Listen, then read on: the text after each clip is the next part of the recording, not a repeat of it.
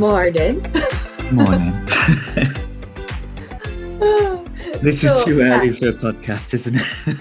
I know. Well, I did say I've literally just gotten out of bed, but we're really taking advantage of using Zoom. Yes. So, yeah, it's handy because, I don't have to, I've not even brushed my hair. No. Right, I'm ready. so, I'm up and ready. Okay. So this is another bonus episode for us. And we talked about it and we thought this is really his last where I can't think of the word, but like where his legacy sort of ends. It's his last contribution, isn't it? Like to film. Where he was alive. Obviously, his legacy is still going. Yes. But I mean, for his physical contributions to something, this is probably the last project and the one that meant the most as well, up until his death. Obviously, if he hadn't died, who knows what we would have gotten, especially after this particular project. Yeah. So our bonus episode is Mary Poppins. Oh, Mary Poppins. Mary Poppins. Oh, I wonder how many times you're going to say that during this episode. More than enough. We're going to do our own version of Bert doing a Cockney accent. Don't. That's one of my discussion points, if I'm honest. Oh, okay. Oh, we've got visitors. Oh, boys, come on. Leave with me. Hold on. I'll shut the door. Okay. So, yeah. Right. Mary Poppins. Now, I can't wait to hear your synopsis on this one. Because when we watched Wish the other night. Not watched it yet. I've saved it. Me and Luke are going to sit down. Describes her. And the first thing I thought was, I wonder if Stephen's description's similar. But okay. No, mine's an adult description. This was an adult description. Oh, yeah, when you watch it again. Yeah. So IMDb synopsis. In turn of the century London, a magical nanny employs music and adventure to help two neglected children become closer to their father. I mean, it's sort of it's basic. Accurate. Yeah. There's a bit more to it than that, but yeah, that is the main sort of plot line. I felt neglected was a strong word. Yeah, but, in that big house. Yeah, but then when I rewatched it and I paid a lot more attention to everything that was going on, yeah, they were neglected. And I did make a point in my notes, one particular scene very early on, and I was like really shocked at how I'd never really noticed or paid much attention to that side of the story. I think because when I watched it as a kid, it was kind of like in my mind, she comes in early and it's all about the magic and the fun and the songs. But I forgot that it's a good 15 minutes before she comes in. It's a long film. Yeah, it is. It's 2 hours and 19 minutes. Do you know what? Actually, it's weird that you're talking about that, like 15 minutes at the beginning. That was my favourite bit of the film. Oh, Stephen! No, I found that to be the funniest. I thought that was the funniest part of the film. There was just little bits, especially the dad just was very... I'd never noticed it before, but he is a funny person. Yeah, and yet when he has to go to the bank, that funniness stops. So yeah. I think that was quite clever, and I enjoyed that Okay. bit. I thought the mum was just, yeah, I liked her with a Hilarious. voice. Yeah, she's hilarious. Like, Yeah. oh, she's like I'd question why she had children. Well, that's what you did. That's what you did in those days. And she was so upset that she was forced into it that she joined the women's I movement. know. She's Yeah, like, no. it was like I wasn't meant to be a mom. I was meant to do something else. Yes. Um, And to which go fly a yeah, kite. we'll get to that later because that Yeah. clearly is mirrored in the sequel. But we'll get Yes. to that later. Yeah. And right, so your synopsis. Now, bear in mind, this is very, very accurate. And Oh, I've is not it? changed anything. This is what happens. Okay. A stranger disposes of the competition to get a job. Turns out she drugs the kids and interferes with their father's job. Okay. Yeah. She does, she gives them medicine. It's one of the first things she does. And they're like, oh, it tastes of lime cordial. Yeah, yes. And then after that is when all the magic begins. Well, after they take the medicine, Yeah, ish.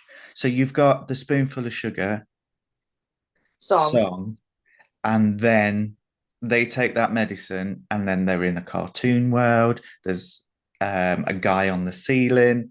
They're up in the clouds playing with chimney sweeps. Honestly, Lucy in the Oh, Sky with Diamond. That's all I'm saying.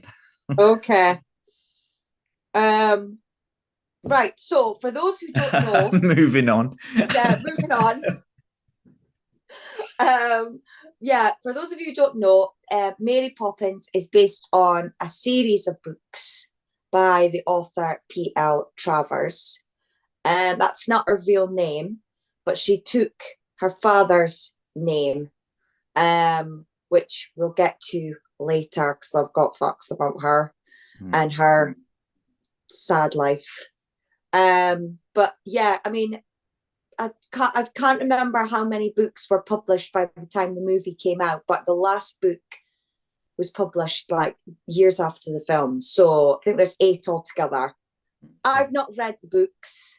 No, I've not. And weirdly enough, considering, they were all written like in the 20th century, they were never a book at my school. No, I And never. I never knew that this film was based on books until I was older. Yeah, same here. So, which is a shame. I mean, it's not like I'm going to read the books now because there were children books. But yeah, I'm not sure. My mum even said that she didn't have the books either. No. So yeah, I think she really had to be grateful for the film because Yeah, she would have thought she would, wouldn't you? I know because clearly her books weren't that um famous. Anyway, so yeah, as we said earlier, it's a long film. Mm-hmm. So we've gone from an hour and 20 minutes animated film to 2 hours and 20 minutes live action with a tiny bit of animation. But yeah. Right, so will we get on to the cast? Yes, well, that's where the majority of my facts are. Okay, right, go. Oh, okay. That's put me on the Well, do you spot. want me to Thanks. read? Yeah, do you want me to read the names and then you I can give your facts? well, I tell you what, on for the role of Mary Poppins, Yeah. there were plenty others considered for the role. Um, and just a handful of those names were Angela Lansbury, yay, uh, Betty Davis, Oh, which I couldn't see personally. Hayley no. Mills, Shirley MacLaine, Lauren Bacall, Judy Garland, which I thought was a really interesting choice, Oh, yeah. Elizabeth Taylor, and Audrey Hepburn. And again, Okay. Audrey Hepburn, I think, would have been an interesting choice. I think they did the right thing by casting Julie Andrews, definitely. Yeah. Um, but yeah, Judy Garland and Audrey Hepburn, I think, would have been quite interesting to see what the role would have been like. I don't think it would have worked as well, but it would have been interesting. I think, like Shirley MacLaine, if she'd gotten the role, she would have made it really quirky, I Mm. think. Um, because I have seen her be firm in roles, like obviously the way that she is in terms of endearment, like, okay, yes, I could see her being Mary Poppins. But then when you see her in roles like The Apartment, where she's goofy and she could have brought maybe a warm side to the character, but at the same time, I still can't picture anyone else Yeah, being Poppins. yeah, But Shirley MacLaine would have been, yeah, that would have been. I would have loved to have seen an audition of her yeah, doing Poppins. But yeah, and plus as well, you know, she needed to be British. yes, yeah. And obviously, that is what is lacking with the majority of those. Yeah, Um, because I Sophie was Dutch and the rest were American. I actually found out, and let me just grab it. Um, no, I can't find it. But basically, one of the reasons why Julie Andrews got the part was because she was the only one who could give a good whistle. Okay. So I think that is because the bird, the animatronic bird, Uh-huh. that the whistle that is done by Julie Andrews. Yes, yeah, I did read that. So I'm not Uh, sure whether that was meant to continue a little bit more or what the behind the notion is was that. But yes, because she was the only one out of those that could whistle properly. well, I've read that apparently it was after, because this is her first film role. Mm. She'd never done movies before. She'd always been a stage actress, and it's well known that she played um, Eliza Doolittle Okay. in My Fair Lady, and that she thought she was going to get the film role. And Warner Brothers went with Audrey Hepburn instead, even though Audrey Hepburn couldn't sing. Mm. They went with her, and it was because of that A, she was available to do Mary Poppins, and B, Disney had managed to um, see rushes of her performance in Camelot on Okay. the stage. It had been filmed, I think, for TV or something. Okay. And somebody had managed to give him rushes of her performance and apparently he loved her. So that was how she was brought in to Mm. audition. And yeah, and then it was apparently she was still trying to find out whether or not she was going to get this role for Eliza Doolittle on film. And then when she didn't, she was available. And then, unlucky as well, she found out she was pregnant. Oh, was she pregnant during making the film? No, he Oh. waited. Oh, wow. Yeah. So yes, fab that she was able to do her own whistling, but Yeah. obviously saw Mary Poppins in her Yeah. for him to wait. And I guess with how long he waited to get her to sign the rights away, Oh, he yeah. could make the film, he must have thought, well, I've waited this long, a few Yeah, more I'm going to months wait a bit more. isn't going to do me any harm. And yeah, he waited, and there's photographs of her on set with the baby, and the little girl was Yeah. there during the whole filming of the film. So how amazing is that? Yeah, that's a fun little Because like family. that is so unheard of in Hollywood. Yes. Oh, yeah. I mean, it contradicts what we've heard about Walt in the when we've been going through the animated classics and things. It contradicts some of the bits where he was, Mm-hmm. typical of the time. Whereas this one is, you don't really hear of that now. I think in Maleficent, her daughter was on the set, but other Yeah, than well, it's that, like Penelope Cruz had to film Pirates pregnant. no, okay. Yeah, because her sister is a double. Oh, Um, okay. it's used as a double. So any of the wide shots or action shots was her sister. But all the Hmm. close-ups were, because it was, above and face, that Yeah. was all Penelope Cruz. And yeah, I mean, not the only actress that's had to do roles pregnant because they've been afraid to lose it to somebody else.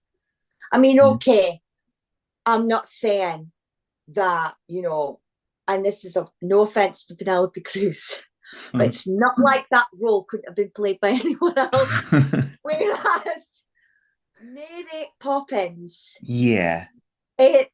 Julie Andrews is Mary Poppins. So it's so good that he was so passionate about the project and that he did wait for her until she'd had the baby, and he didn't go with the others just to get the film started. He was so adamant to get this right that he waited for her, which I think is fab. So yeah. So Mary Poppins, Julie Andrews. Yeah. Just some little things that I found out about Julie Andrews. So she was born in a place called Walton-on-Thames in the UK. So I don't know if anyone knows my surname of Walton. They do now. They do now. She married a gentleman called Tony Walton, and her daughter is called Emma Walton. So I don't have any connections, but I just thought I'd put that there. She's yeah, she's there. Pretend. Yeah. She played. There's other roles that she's quite famous for. I think the most famous one is Maria von Trapp. Of course, yeah. Music. And it was that I put this down as a fact as well, that the director of Sound of Music came to the set of Mary Poppins to see her, because someone had suggested her for the role, and it was after seeing her as Mary Poppins, and they said, "Oh, we found her Maria." Do you know what? And the that was how she BBC got made that a role. whole. The BBC made like a whole 6-month program out of Finding Maria about a decade ago, and I they know. just turned up. Remember that? Oh, Yeah. yeah, but that was for the stage. That wasn't. Yeah, No. but yeah. So, that role so she went straight from the set, I think, from Mary Poppins, and then she went and filmed. Yeah. And took Sound the of kid Music. with her. Yeah. The role of Maria von Trapp actually became the inspiration for Belle in Beauty and the Beast. Wow, really? So a bit of a link that you would have thought that I'd have liked this film more. She also played Queen, and I'm not going to be able to say this properly, Queen Clarice Rinaldo in The Princess Diaries. Oh, yeah. And she was also the narrator in Enchanted. Yes. So she's got a lot of things in Disney's catalogue. Is weird why she wasn't in the sequel. Oh, what of Enchanted? No, Mary Poppins Returns. Oh, yeah. Yeah. Yeah, I've got a thing. I think I've got a thing about that. Yeah, we'll get to that. But yeah. Yeah, get to that. Just other little bits. We mentioned providing the whistle for the bird and a spoonful of sugar. She was also considered for Miss Price in Bedknobs and Broomsticks. Oh no. No. That had to be an older person or someone who looked. Yes. Yeah, definitely. She also voiced the female Pearl dancer in the animated scene. So when Oh, yeah. the London Cockney Pearl dancers, she is the female. Yeah, because David Tomlinson plays a voice of another character. Yes. Yeah. Um, So yeah. yes, that is my Julie Andrews segment. I know. If you didn't know much about Julie Andrews, you do now. Yes. So Yeah. do you Right. have My any? no, I if I do, we'll get to it Yeah. later. But that was the main things. I've got the whole thing. Yeah. Um, so my favorite character I want to do next, Mm. or I want you to do next, sorry, with your Oh. facts. Bert, played by Dick Van Dyke, and he also plays Mr. Dawes.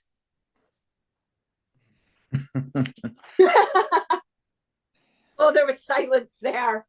There was. I didn't write a lot about Dick Van Dyke, if I'm honest. I thought he spoke for himself. I think people would know who he was and everything. So I Okay. kind of kept the facts to just one. But Okay. it does um, link up to things that we've said in the past, and it links up to another actress within the film.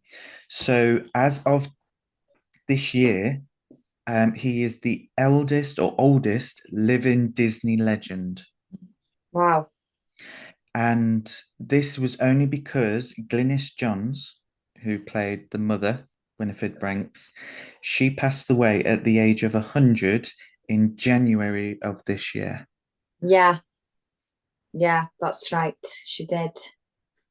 So Dick Van Dyke, yeah, she was the first centennial, I think, Okay. get the to have the Disney Legend Award, and yes, Dick Van Dyke looks like to be the second. Yeah, well, because I think Betty White got hers, but she died just before she turned 100, didn't she? Yeah, 99. Betty White. Yeah, 99. And I think Van Dyke has just celebrated 99 or is 98. I'm not 100% sure. I didn't write it down. He's because I'm sure his birthday was February. Yes, it is. And yeah, I'm sure it's either he turned 98 or he turned 99. Yeah, I mean, I must admit, I do think he kind of. I don't know if he deserves a Disney Legend Award, but he does deserve good recognition. And the only reason I say that is because apart from this role, what else has he done for Disney? Well, I think it's because he's always been part of their when they do specials. Oh, So I he's done suppose. narrating, he's done special performances, like live performances. Oh, okay. A bit like Jodie Yeah, Benson then. yeah, Yeah. yeah. Like Will if do ever there's anything. a documentary or a variety style show, he's Oh, always there involved. And they've even just done one. Obviously, we've not had it over here in the UK, which is so annoying. But they did a special to honor him. hmm. Um, I think it was like on that ABC network. Okay, yeah. And yeah, and like because there was a big thing about how they re-performed Step in Time live for him. So yeah, I think in that regards, yeah, I think he's got his handprints because I'm sure him and Julie Andrews did that together. Yeah. But yeah, no, because yeah, I think that's why. Has Okay. he had the Disney Legend yet? Yeah. He has. Yeah, he has. Yeah. Okay, I he's think I not on believe this year. it. It's what He's not what? part of the. He's not part of the list this year, is he? So he has already had it. Yeah, I think it was in the Okay. 90s. Oh, okay. Yeah. And Yeah. just to bring it round, he is 98 years old. Oh, yeah, His correct. birthday is the 13th of December 1925, so he'll turn 99 this year. and it'd be 100 next year. Wow. I wonder if I had it in my head it was February. Unless that was when that special was on and I just assumed it was for Maybe, this. yeah, maybe. Yeah. Yeah, and he also plays Mr. Dawes, which apparently was not that happened while they were filming. Okay. Yeah, he didn't get given that role. It was Bert. Apparently Disney found him messing around on set. And he did this thing where he was acting like an old man. Yeah. And Disney found it quite funny. And he'd gone to Disney and said, "Oh, wow, what if I play the role of Mr. Dawes as well? I can do this." And did some bits. And Disney was like, "Oh," and I'm sure he said, "You don't have to pay me Oh. for the role." And then, of course, Disney obviously was like, "Yeah, okay." Because obviously, it's not Yes. unheard of for the same actor to play two roles. Yeah. And yeah, and the bit when he does that step and nearly falls, Mm. with his walking set, that was one of the bits that he'd done as a funny thing on set. Oh, okay. And they said to him, "Oh, you've got to do that." And he was like, "Yeah." So yeah, that was how he got the role. Mm. So Another little link with yours truly. I feel that this one should be dedicated to me, um, even though it's one of my least favorite films. Um, in Chitty Chitty Bang Bang, which oh is yeah, the famous role, yeah. there's a song in there called "Me Old Bamboo." Oh Um, yes, yes, yeah, when I was at college, we had to do a performance of "Me Old Bamboo," and we were all given these bamboo walking sticks, and we were doing the dance. And I don't know if you've seen Dad's Army, but where yeah. Corporal Jones kind of salutes and steps like a millisecond after everyone else. That was me. And I was Oh, told in the actual performance, for the actual performance, not to hit the bamboo on the floor because it took everyone out of sync. oh no, Stephen. So you weren't a good dancer then. So yeah, no, Yeah. no, I was not. I mean that scene is basically a rip off of Step in Time. Yeah, it is. Yeah. Yeah. In fact, Um, much so that I thought my old bamboo was actually in Mary Poppins. oh, well, I mean, they're not filmed that far apart, are they? No, no. So yeah. Um, right. So I have a thing about the accent, I have a thing about the accent as well. but it's because everyone obviously, and you know what? Rewatching it, I don't know what people's beef are. Like I can't. If he played it properly, it would have felt wrong. I think it makes the character that it's not a proper Cockney accent. Do you know what annoyed me I don't know about the whole why. thing? It wasn't the accent. Oh, It wasn't the accent that really annoyed me. It was the fact that he spent that whole film wobbling his head. because he does that. Ah. Oh, And it's when yeah. he's saying like Mary Poppins. I go, there's number 3 on the tally if anyone's keeping score. And yeah, it just the fact that it wobbles his head all the time, and it's like just keep still. Right, so the accent. So apparently, ever since the film is released, people have always questioned the accent Yes. and always pointed out that it's not Cockney and that, what were they thinking? It's awful. It's like always like the top 20 worst accents in films, blah, blah, blah. I think it's up there with Kevin Costner's supposed English accent from Robin Hood. However, he was interviewed And I did write it down, the year. I think it was like early 2000s.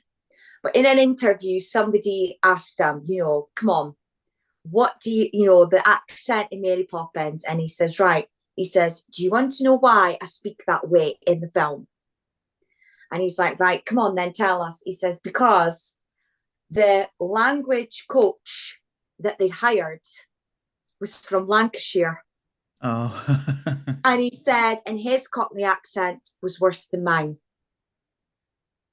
And obviously it's like turned into this like joke sort of thing, and because I found that fact while I was watching the film.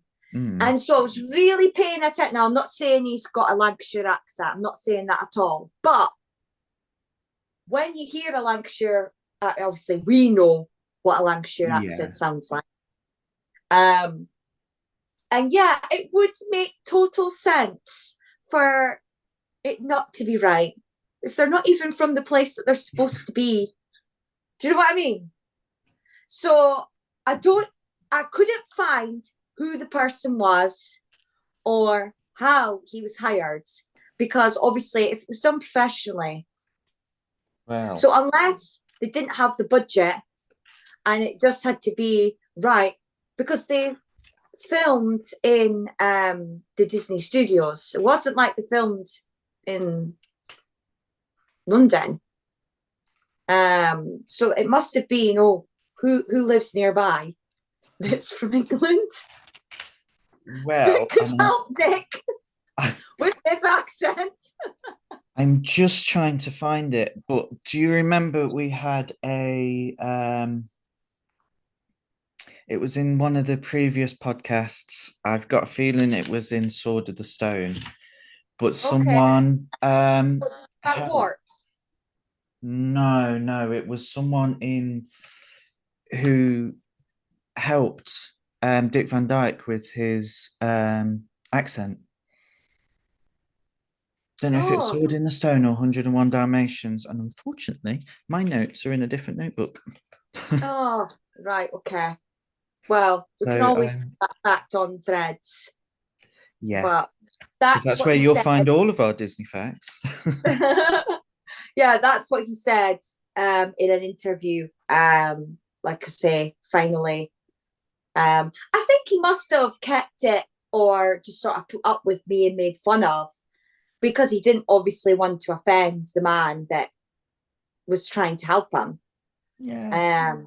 So I guess, he just obviously got to a point where he was like, right, okay, I'll tell you the real reason.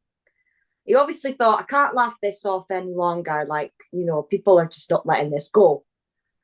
But I honestly can't imagine it being spoken differently. To me, it makes the character, because he's a man that can do all sorts. And it's almost as if, I want to say that he's probably travelled from somewhere else and come to London thinking, oh, well, it's the capital. I'm going to make it here, and left wherever his home was. Lancashire. And and unfortunately, it's not worked out. And in order for him to be able to eat and get by, he does all these odd jobs. But he's met characters along the way, and he's happy. And yeah, so that's how I see it. So maybe if people just, got over the fact that he doesn't have a Cockney accent, and maybe just gives him that little bit of backstory, and thinks, oh yeah, well, he's obviously not from London. He's travelled. Yeah. So that was my Dick Van Dyke facts and yours. Yeah. So just because I've got one little fact about Glynis Johns, who played Winifred Banks, and I kind of linked it up with Dick Van Dyke. She interviewed for the part of Mary Poppins. Oh, really? Yes. However, it was Walt that said, no, do you know what? I want you to play the mum. Mm-hmm. And she wasn't very happy about that. She wanted Oh, the lead role. And she was told basically, but we are going to write a song specifically for you. okay. So that song is there because of the fact that Walt specifically wanted her in the film. Oh. Um, for those who obviously can't picture her or think, what else would have I seen her in? She's one of the grandmas in Lampoon's Christmas. Oh, I love that film. Yeah. Yeah. I can't remember whose mum she is. I think it's Oh, the dad. Or is it the dad's it's dad? it's the Yeah, grandpa. It is the it's grandma the and grandma. grandpa. I Yeah. Not the for a mum and re dad, grandma and granda. I think it's the deaf one who yes, it's the one with the hearing impediment who Yeah. has the cat, I think. Yes. And the cat obviously gets but it's not a Disney film, so we won't talk about it. But that No, is one of but my favorite that's Christmas films. yeah, it's another role that, Yeah. people might think, oh yeah, Yeah. that's where I've seen her from. Because that's the other film I always think of when I think of her. That's the second film that comes to mind straight away. Right, Mr. Banks. Yes. Yeah, played Favorite by character from the film. Oh, this is your favorite. Yeah, yeah, I liked him. Yeah, so Mr. Banks is played by David Tomlinson, Mhm. um, who see my favorite role of his is in Bedknobs. Yes. Oh, yeah. Yeah. But yeah, right. So what facts have you got? I just heard of the roles that he played elsewhere. So, Okay. not only was he, I mean, you mentioned Bedknobs and Broomsticks, he was Professor Emilius Brown. Yes. He was also Peter Thorndike in The Love Bug, so in Herbie. Uh-huh. And in Mary Poppins, although he had another role as well, he also played the parrot umbrella at the end. Oh, yes. And isn't he one of the jockeys? He might be, yeah. I didn't get that I one think, down. I did have the Penguin Waiters. He's one of the Penguin Waiters, along with J. Pat O'Malley, which we've talked about in previous yeah. podcasts. And do you know what? I can't read my writing. Is it Dalius McKinnon?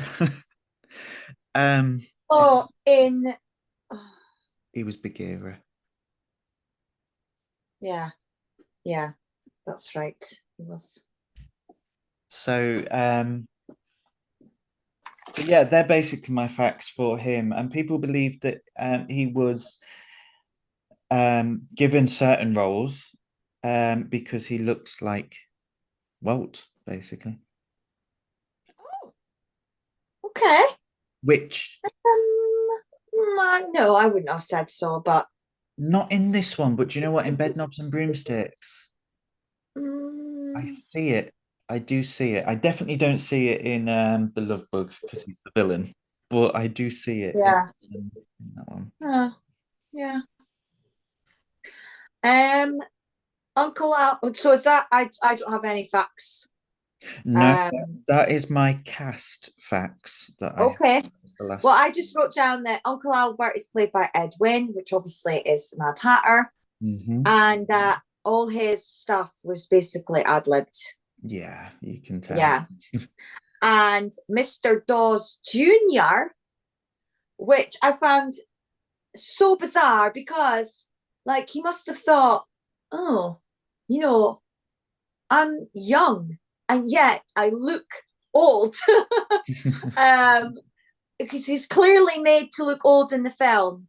But he is also known as to play Toodles in the Hook movie, and that's what I know him Mm. more from. I always forget that he is Dawes Jr. in Mary Poppins. But yeah, so for those of you who have watched Hook, you'll know him that as Toodles. So he's the one that's looking around for his marbles in the film, for those that. Oh, okay. Yeah. And then I've wrote down the director. Yes, I did as well. Okay. Go on, I'll let you go for it. No, because I was just going to say, he's not far from where we live. No, he's not. No. He was born in Derbyshire. Yes. And Robert Stevenson. Yeah. And he goes on to do several more Disneys. Yeah, I mean, I wrote down Bedknobs and Broomsticks, The Love Bug, and Herbie Rides Again. I've got The Darn Cat as well. The what? That Darn Cat. Oh, yeah, sorry. Yeah, I've not seen that one. Oh, have you not? No, it's on my Disney Plus list. Okay. Yeah, it's all right. They did a remake of that with Christina Ricci. Okay. Yeah. But yes. Yeah. So that's the cast. Yes. I have a bit about the music as well. Oh yeah. Well, I was going to say, let's move on to songs. Let's move on to the songs. So obviously, for those that have been living under a rock and have no idea, but the Sherman Brothers wrote all the music and songs for Mary Poppins. Hey, number 4. Yeah. They were assisted on this one. Oh, were they? Yeah. Erwin Kostal. He also composed music for Bedknobs and Broomsticks. So he could have. Yeah, so the brothers would have written the songs, and then he would have composed all into the score in the background. Yes, yeah. Yeah. He also wrote Mickey's Christmas Carol song, Oh, What a Merry Christmas Day. Oh, we love that film. Yeah. He was made a Disney legend in 2004, but that was a decade after he passed away. Oh, okay. Oh. And it's a shame when they get that. I know that they obviously didn't do the legends until quite late on, but it's still annoying that so many weren't alive when they got them. Yeah. Maybe we should do a little special on the legends. Yes. Yes. I think we will. Yeah. I mean, the legends are one of my favorite things finding out, so I will if you don't. Yeah, it's one of mine as well. Like I always watch that on clips from the D23 Expo. We mentioned before, sorry, just to mop up a few little bits from previous podcasts. We were unsure about Richard and Robert Sherman. Richard is the brother that's still alive, and Robert's the one that passed away. We were unsure when he passed away. He died in 2012. Yeah. So just and his injury was from the war. Okay. His brother had a walking stick and a limp, and it was from, I think, shrapnel in his thigh. So yeah. Well, Richard Sherman voiced one of the penguin waiters as well. If I didn't mention that before, yes. Was I saving that little fact? What? I think oh wow. Right, I wrote down all the songs. Now, I had mentioned before in a previous episode that Alice in Wonderland has got the most songs in an animated classic. This definitely, although this was not a fact, when I was looking up my facts, this must be the film with the most songs. Yeah. Like overall. Because when I was writing down all of them, I was like, oh my God. Yeah. Like you don't realize how many there are. Well, it's like an opera almost. So we've got Sister Suffragette, The Life I Lead, The Perfect Nanny, A Spoonful of Sugar, Jolly Holiday, Supercalifragilisticexpialidocious, Stay Awake, I Love to Laugh, A British Bank, Feed the Birds, we're on 10, Fidelity Fiduciary Bank, Chim Chimery, Step in Time, A Man Has Dreams, Let's Go Fly a Kite. That's 15. And if you include Bert's little tunes, so the one at the start and the one when he's doing the chalk drawings, that puts it to 17 songs. One or two, then. So, I mean, if you were going to put a soundtrack on. Yeah. And do you know what, actually? Sing to on that one. The Supercalifragilisticexpialidocious is on my Disney playlist. Oh, is it? Yeah, I do not like Feed the Birds. No, I'm not a fan of it. And do you know what? The reason why, and it ruined it for me. On RuPaul's Drag Race, there was a drag queen who called her down there area her tuppence. Oh. And every time she's there going tuppence. And it's like no one wants to know about your tuppence, love. Yeah. Yeah. Oh yeah. That ruined it for me, but I don't like that song. I thought the Stay Awake song was quite clever. Yes. Yeah, and apparently that was Julie Andrews' favourite song to sing. Oh. Yeah. Oh, sorry, I've got a child. Right, come on. Out. I want you to make it out of my Oh, bless them. What you need is a nanny. I know. Mary Poppins. And if I knew the words to that song where they're asking for the nanny, I would sing it. Oh, if you want to dominate. I did wonder when you were going to start singing. I'm trying to think now. I know the tune. Put pepper in your tea. Hurry, nanny. Oh. Many thanks. Sincerely, Jane and Michael Banks.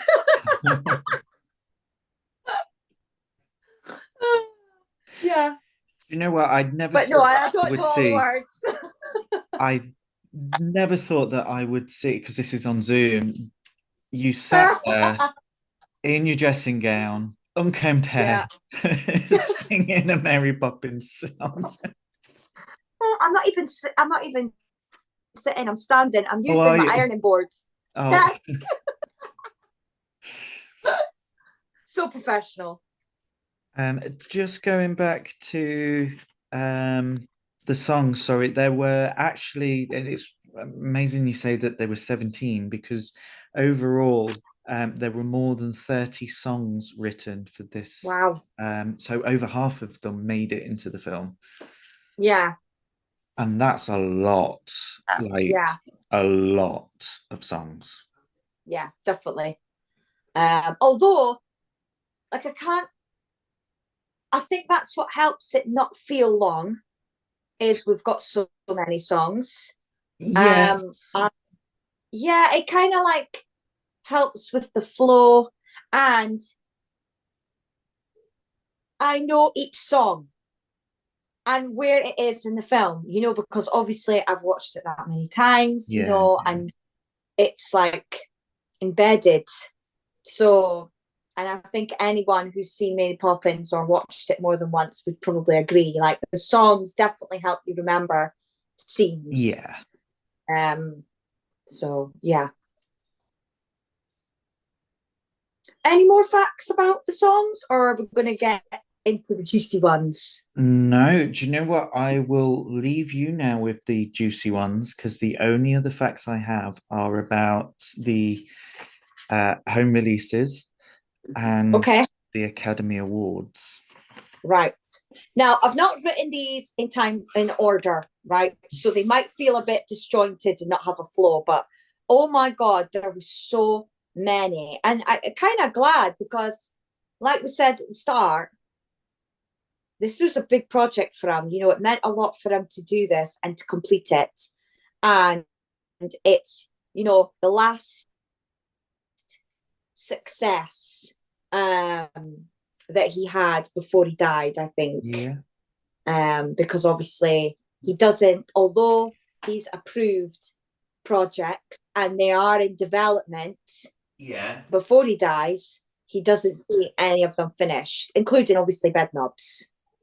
And the cats. Yeah. No, I'm just saying, because obviously Bedknobs is sort of similar to this. It's a live action. Yeah. Right.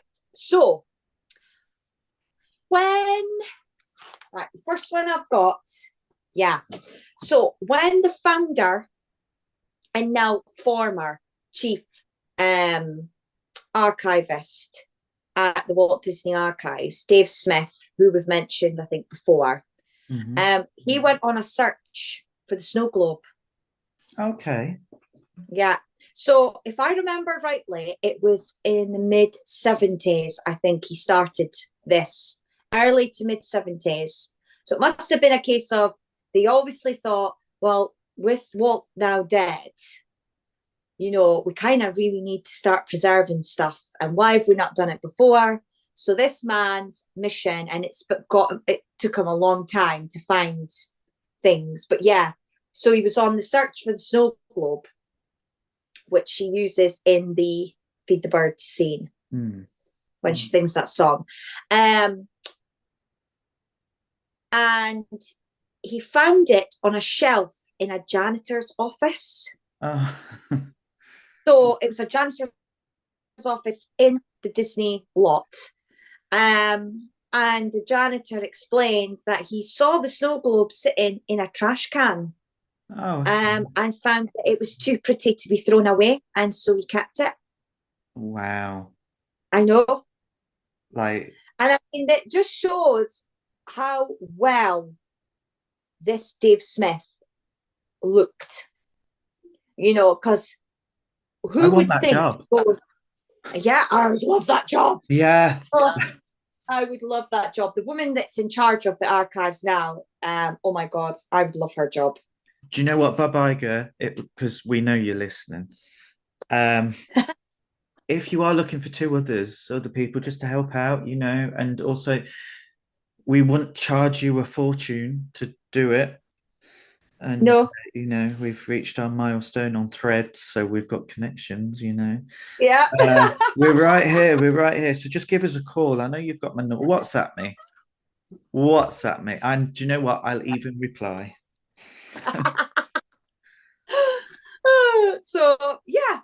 So thank God he really looked everywhere and checked out the janitor's office, because otherwise God knows what would have happened to that snow globe. He moving on. That's the only archive one that I've got. A spoonful of sugar. Right, I think you might like this fact, actually. Okay. So apparently the Sharman brothers needed a catchphrase. They were trying to find a catchphrase for Mary Poppins to have that would, be lasting. And it was going to be because this was supposed to be her song, not knowing that I think Supercalifragilistic actually really, everybody thinks that's one first. But this was supposed to be her song and her catchphrase. And we're trying to think of something that would relate to the character. Anyway, Robert, his son, had come home from school, and every day he'd asked him, "Oh, son, how was your day? What happened?" And he says, "Oh, wow, it was all right. We got our polio vaccines today." Yes. And he, how was it? Was it sore? How's your arm? And he says, "Oh no, they didn't do an injection. We got it with a cube of sugar, and it was a liquid form. But obviously, it tasted so bad that they were all given a cube of sugar to help the medicine go down." And that's when he was telling his brother, "Oh, so and so came home from school yesterday. and this is what happened. They're doing this now. You don't get the injection. And they were like, oh, that's it. A spoonful of sugar. And that's how it came about. So, I love that because it was like personal. It was from a personal thing that happened. And then they came up with that catchphrase. It's a shame that actually in the film it isn't a spoonful of sugar. Well, no, it's just a song. Yeah. Well, they give her medicine. Yeah, they get the medicine at night. Yeah, but Yeah. obviously her catchphrase is, a spoonful of sugar help the medicine go down. And I think it's falling to asleep be at like, this part, if I'm honest. well, if we make a game out of tidying up, then that will help the medicine go down, sort of thing. I think it's supposed to be, Again, I think this was ruined because in the early 2000s, there was a spoof song.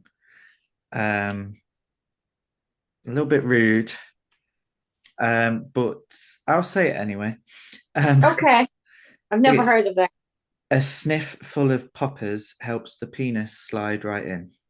That is dreadful. No, it's Where really was funny. that from? I don't know. It was just going around. I remember because just as a teenager, and it was just on. I wonder if it's from like South Park or something like that. No. I think it was on the early days of YouTube, and I think someone just created the song. I'm not sure. Answers on a postcard, please. Oh, like really? They clearly had loads of time. Yes. Like to come up with that.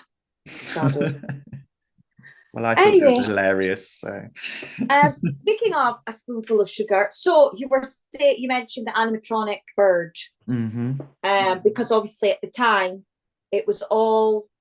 I would probably say this is the other big thing that kept him busy during this era. So the early to mid 60s is the World's Fair, and they were trialing out their animatronics. Yeah. And the bird, they were adamant to get this bird in. And apparently she had like all the wires for the bird were carefully put in a way. So the way that she holds the bird is so that you can't see the wires. I'm showing you on Zoom and everyone else is not going to see what I'm demonstrating. But the way that she holds it, because I always thought the way she held the bird was funny. Because she has her hand quite flat. And it's because they're hiding the wires all the way back. And then they've got it through her sleeve. Yeah. And into the blouse. And it's going all the way down her back. Because there was loads of wires for this one bird to just make it move on her hand. Yeah. But then they perfected it with the tiki room. I mean, amazing, because this which was also a Sherman Brothers song. Yes, it is. So kind of that kind of goes in with that one. And I said earlier about Stay Awake was one of her favorite songs. Apparently she spent a long time to perfect it. When she performed, obviously recorded it, she did a lot of takes because she wanted it to be perfect. But it was nearly cut out. And she'd heard that it was going to be deleted. So obviously she'd done the recording in that. And she had the cheek, I think, because of all the people to contact, she wrote to Travers. And Travers then got in touch with Walt and said, under no circumstances is the song to be removed. I thought, Julie Andrews, you sneak. Yeah. That was really, I thought that was quite... That was a bit underhanded, especially if she, I mean, we don't know, but if she knew about the issues between the two. Yeah. Oh, Oh, Because that's it would why have she weren't been. invited back. So moving on to PL Travers, because we've got quite a few things about her. So obviously, for those of you who have watched Saving Mr. Banks, you will get that really does give a very good account. Yeah. I'm not saying it's a true account, but it's a good account of what she may have been like.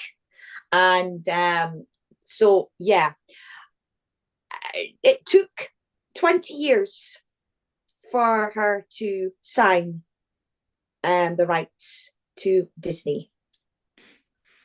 So he was very determined to get this film. And she had stipulations, which you do see in the film as well, about the whole scenario. And I'm just getting my so one of the things that she said was not to happen was that under no circumstances was Poppins and Bert to be romantically involved, which thank God, because I mean, to be honest, you see it in the film where she's giving him the eye, and then she gets the Mardies when all the penguins mention the other women's. Yeah, well, this is why they wrote Jolly Holiday. Okay. So I've written this down, yeah. So Jolly Holiday is to reference the fact that they could have been, but never was. Oh, that sounds to me like a dirty weekend.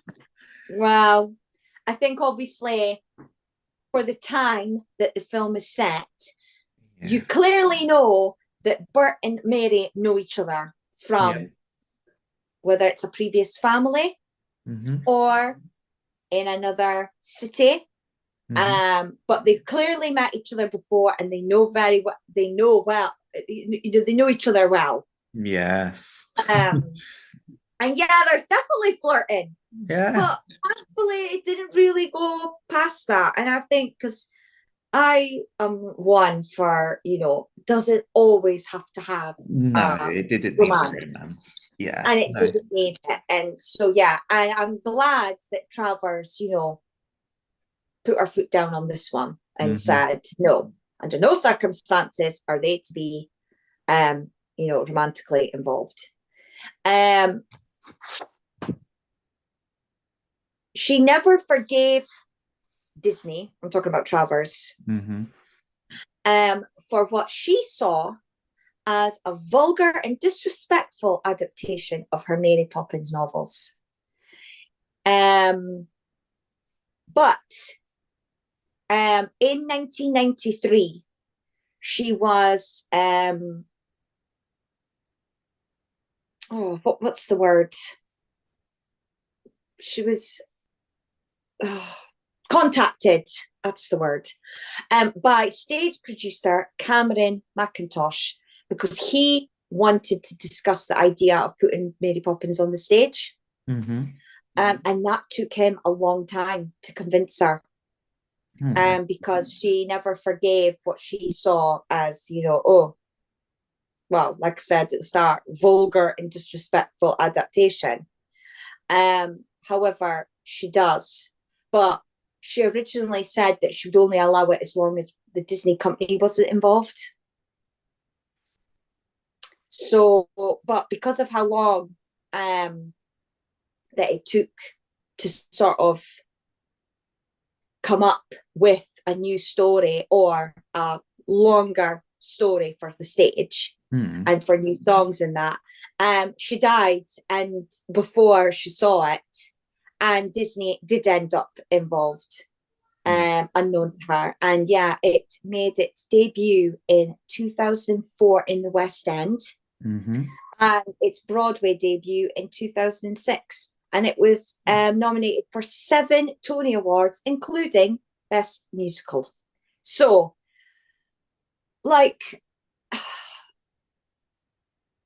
for someone who had such beef, who unnecessarily, because it clearly was the way that Disney has done it, it was Yeah. a success. And whether she likes it or not, it made her money. Yeah. And not You only know what that, I mean? like the books, we've discussed at the beginning that the books are not, we didn't know. We knew of the film. We didn't know of the books. And I think in Saving Mr. Banks, it alludes to the fact that the books were not making money. No, well, that is a fact that I did find out. Apparently, her like PR person, Mm, who is sort of seen in that Saving Mr. Banks film, yeah. um, so he did say to her, "Look, your books are not selling. You need money."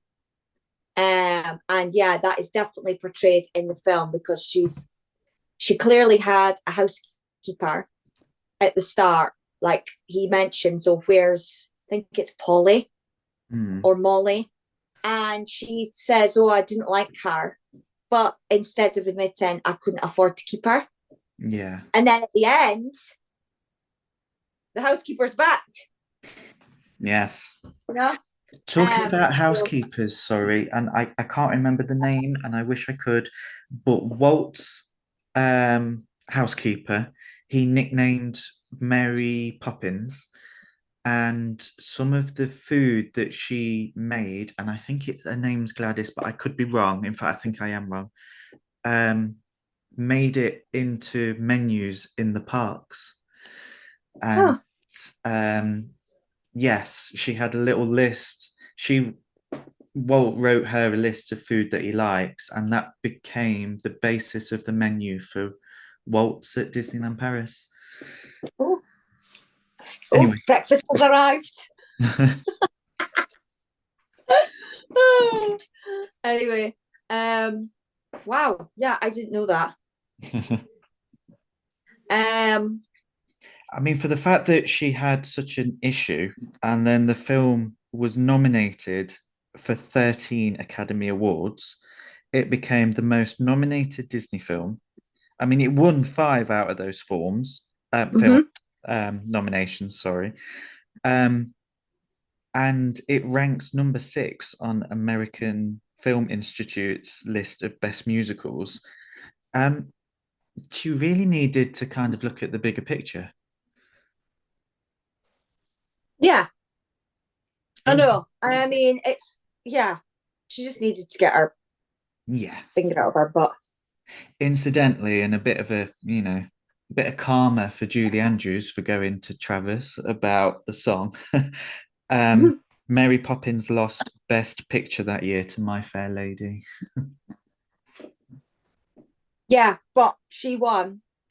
Julie She Andrews won Best Actress. she did, yes, but she could have Wait, been because I wrote that down that she thanked Jack L. Warner, the yes, one, yes, it's that yeah, speech.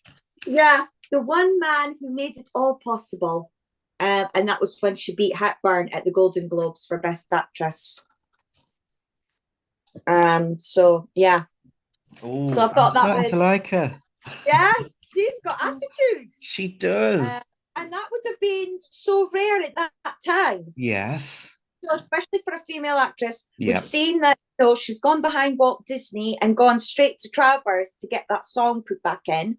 And Mhm. then, but maybe it's because she came from the stage and not from Hollywood. Yeah, I That's suppose with probably what helped her be the person she was. I think with stage acting, you kind of always a group. Yeah. So that makes it, you can have your input a little bit more. And um, so yeah, that's Yeah. so yes. Um, yeah, and apparently My Fair Lady and Mary Poppins were both filmed around August, September 1963.